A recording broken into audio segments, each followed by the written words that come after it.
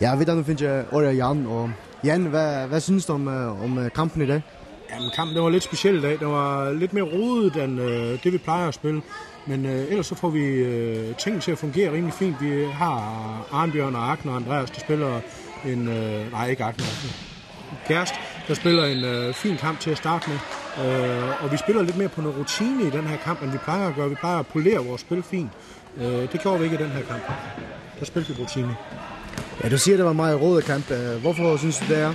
Jamen, i forhold til vores eget spil i hvert fald, vi vil gerne polere det og have nogle faste aftaler, vi kører i vores systemer eller opstarter rent angrebsmæssigt. Og det gjorde vi ikke. De prøvede at gå op og dække noget offensivt på os, og der lader vi så spillerne bare selv være kreative og gøre det. Og er spillerne lidt mere kreative selv, jamen, så bliver det også automatisk lidt mere roligt.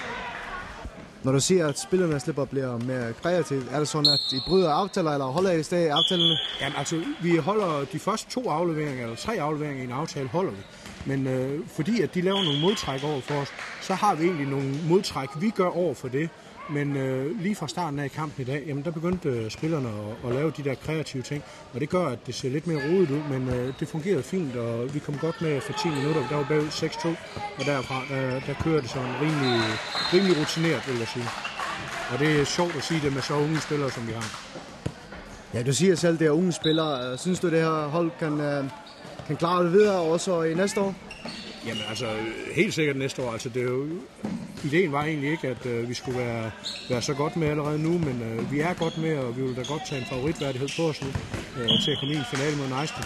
Men var jo egentlig først næste år, at vi havde arbejdet på, at det skulle derop. Så det er gået lidt stærkt, kan man sige, men det er jo bare positivt. De træner godt. Hvad sagde du til drengene lige for kampen i dag?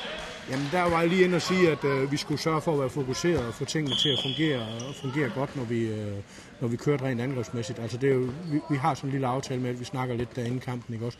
Og så går vi lige ind. Det kan være, at det er en af spillerne, der lige pumper det sidste gejst på den, eller også så kan være, at jeg går ind ligesom i dag og sådan lige siger det sidste, sådan at vi er 100% klar.